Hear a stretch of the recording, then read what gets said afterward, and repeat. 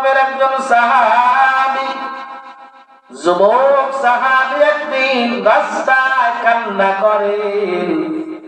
ওই রাস্তা দিয়ে চলতেছিলেন হযরত ওমর ফারুক। হযরত ওমর ফারুক রাদিয়াল্লাহু তাআলা আনহু যুবককে দেখে ডাক দিয়ে বললেন, যুবক, কি ব্যাপার, কিসের জন্য তুমি কান্না করো?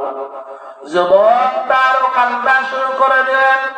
হযরত ওমর ফারুক ডাক দিয়ে বললেন, যুবক,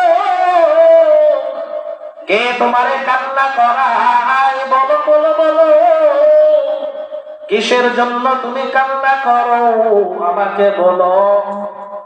ওই লোকটা ডাক দিয়ে বলেন, পয়গম্বর সাহাবী ডাক দিয়ে বলেন, ও ভাই ওমর, আমি বড় পাপ করে ফেলেছি, আমি বড় গুনাহের কাজ করে ফেলেছি, এই জন্য আমি কান্না করি। আবার আল্লাহ মনে হয় আমাকে মাফ করবেন না। হযরত ওমর ফারুক ডাক দিয়ে বলেন, যুবক, তুমি কেমন করে ধারণা করলে আমার আল্লাহ তোমার গুনাহ মাফ করবেন না? চলো চলো পয়গম্বরের কাছে চলো।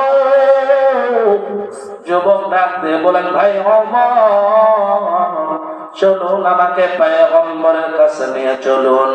এবার যুবককে নিয়ে হযরত ওমর আল্লাহর নবীর কাছে রওনা দিয়ে দিয়েছেন।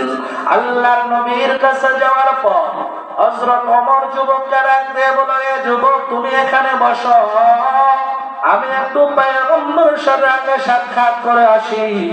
এবার যুবককে হযরত ওমর রেখে যখন আল্লাহ তাআলার পয়গম্বরের কাছে হযরত ওমর গেলেন, যে সময় হযরত ওমর নিজেও কান্না করতেছিলেন, পয়গম্বর ডাক দিয়ে বলেন, ওমর, কি ব্যাপার, তুমি কিসের জন্য কান্না করো?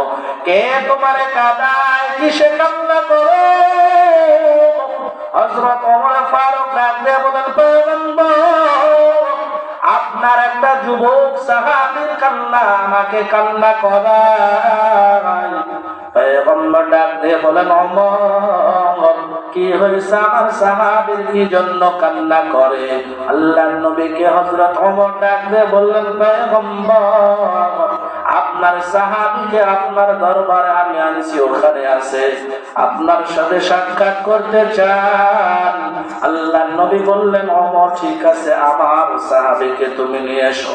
এবার আল্লাহর হাবিবের কাছে যখন যুবক যায়, আল্লাহর হাবিবের কাছে যুবক যাওয়ার পর এখন যুবক কান্না করে। আল্লাহর নবী ডাকতে বললেন, যুবক, বলো বলো, কি ব্যাপার, কিসে তোমারে কান্না করায়, কি করেছো তুমি? যুবক সাহাবী ডাক দিয়ে বলেন, পয়গম্বর, আমি সাংঘাতিক গুনাহ করে ফেলেছি, গুনাহর কারণে আমি কান্না করছি। আল্লাহর নবী ডাক দিয়ে বললেন, ও আমার সাহাবী, কিসে কি গুনাহ করেছো, কি এমন বড় গুনাহ করেছো, বলো। আল্লাহর রহমতের চাইতো তোমার গুনাহটা কি বড়? যুবক ডাক দিয়ে বলেন, ও পয়গম্বর, আমার মনে হয় আল্লাহর রহমতের চাইতো আমার গুনাহটা অনেক বড়। আল্লাহর নবী ডাক দিয়ে বলেন, যুবক, বলো বলো বলো, তোমার গুনাহটা কি আল্লাহর সৃষ্টিকুলের চাইতো কি বড়? যুবক ডাক দিয়ে বলে, পয়গম্বর, আমার মনে হয় আল্লাহর সৃষ্টিকুলের চাইতে আমার গুনাহটা বড়। আল্লাহর হাবিব বলেন, যুবক, তুমি কি কাউকে হত্যা করেছো নাকি? যুবক ডাক দিয়ে বলে, ও পয়গম্বর, না না, আমি কাউকে হত্যা করি না। আল্লাহর হাবিব ডাক দিয়ে বলেন, যুবক, তাহলে তুমি কি আল্লাহ তাআলার সাথে শরীক করেছো, শিরকের গুনাহ করেছো নাকি? যুবক ডাক দিয়ে বলে, ও পয়গম্বর, না না, আমি শিরকের গুনাহ করি নাই। আল্লাহর হাবিব বললেন, যুবক, তাহলে তুমি বলো, কি এমন গুনাহ করে ফেলেছো? এবার যুবক সাহাবী ডাক দিয়ে বলেন, ও পয়গম্বর, আমি ছিলাম একজন কাফন চোর। মানুষ মারা গেলে আমি রাতের বেলা তাদের কাফন গুলো চুরি করি, বাজারে আমি কম দামে কাপড়গুলো বিক্রয় করে দিতাম। এই কাপড়গুলো বিক্রয় করে যা টাকা পাই ওই টাকা দিয়ে আমি আমার সংসার চালাই। একদিন মদিনার একজন সুন্দরী নারী মারা গেল। সুন্দরী নারী মারা যাওয়ার পর রাতের বেলা আমি তার কাপড়ের কাপড় চুরি করার জন্য রওনা দিলাম। কবর যখন এবার আমি কাপড় চুরি করব, কবর খনন করে ফেলেছি। কবরটা আমি খনন করার পর ওই মদিনার ওই সুন্দরী নারীর শরীর থেকে আমি যখন তার কাপড়গুলো নিয়ে নিব, কাপড়গুলো নিয়ে নেওয়ার পর আমি যখন চলে যাব, এমন সময় শয়তান আমাকে ওয়াসওয়াসা দেয়। শয়তান আমার অন্তরে বলে, এই যুবক, মদিনার একজন সুন্দরী নারী মারা গিয়েছে। এই জাতির জন্য গভীর রাত, আশেপাশে কোনো মানুষ নাই, এত একজন সুন্দর নারী, এই নারীর সাথে তুমি যদি এখন মিলিত হও তাহলে আশেপাশে কোনো মানুষ তোমাকে দেখারও নাই, কেউ তোমাকে বাধা দেওয়ার নাই, তোমাকে কেউ নিষেধ করবে না। যাও, তুমি তার সাথে মিলিত হয়ে যাও। সাহাবী ডাক দিয়ে বলেন, পয়গম্বর, আমি এবার শয়তানের ওয়াসওয়াসায় পড়ে, ধোঁকায় পড়ে ওই মহিলার সাথে যখন মিলিত হয়ে গেলাম, ওই মহিলার সাথে মিলিত হওয়ার পর আমি যখন চলে আসব, আমার মনে হচ্ছিল মহিলাই আমাকে ডাকবে, বলে,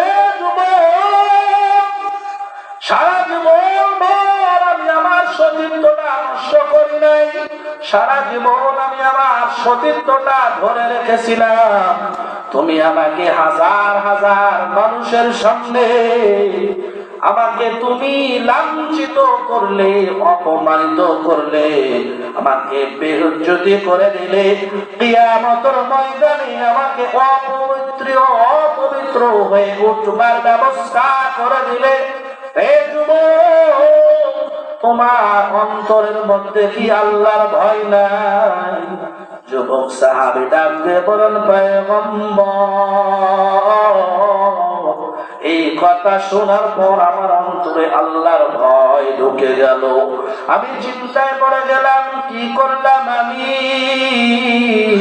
বড় পাপ করে ফেললাম, গুনাহের কাজ করে ফেললাম। যুবক ডাক দিয়ে বলেন, পয়গম্বর, ওই দিন থেকে আজও আমি আমার বাসায় আর ফিরে যাইনি। আমার চোখ দিয়ে শুধু পানি বের হয়। আমি বড় ভুল করে ফেললাম। কে আছে আমাকে পদ্ধতি শিখিয়ে দিবে? আমার রব আমারে কেমন করে মাফ করবে? আল্লাহর পয়গম্বর যুবকের জবান দ্বারা ঘটনা শোনার পর ডাক দিয়ে বললেন, হে যুবক, আসলেই তুমি সাংঘাতিক গুনাহ করে ফেলেছো। এবার যুবক এই কথাটা শোনার পর দেরি করলো না। যুবক মনে মনে চিন্তা করলো, পয়গম্বরের কাছে আরো যদি থাকে, পয়গম্বর আরো যদি কিছু কথা বলে আর বাস্তবে সেটা যদি হয়ে যায় তাহলে তো আমি ধ্বংস হয়ে যাব। এবার যুবক ওখান থেকে রওনা দিয়ে দিলেন, জঙ্গলে চলে গেলেন। উঁচু পাহাড়ে উঠতে উঠতে পাহাড়ের শেষ সীমায় চলে গেলেন।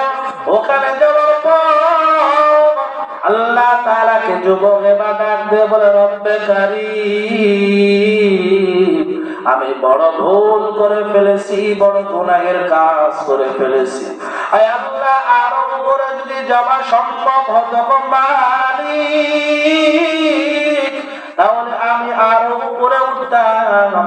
যেহেতু আর উপরে উঠা আমার জন্য সম্ভব নয়, এজন্য আর উপরে উঠতে পারলাম না। তোমার পয়গম্বরের কাছে গিয়েছিলাম, তোমার পয়গম্বর বলেছে আসলে আমি সাংঘাতিক গুনাহ করে ফেলেছি। আয় আল্লাহ, আমি খাঁটি মনে তওবা করতেছি, হে মালিক, মেহেরবানি করে তুমি আমাকে ক্ষমা করে দাও। এত পরিমাণ ওই বান্দা নবীর সাহাবী, যুবক সাহাবী কান্না করলেন। আমার স্বয়ং জিবরিল আমিনকে অর্ডার দিলেন, জিবরাইল যাও আমার পয়গম্বরের কাছে যাও।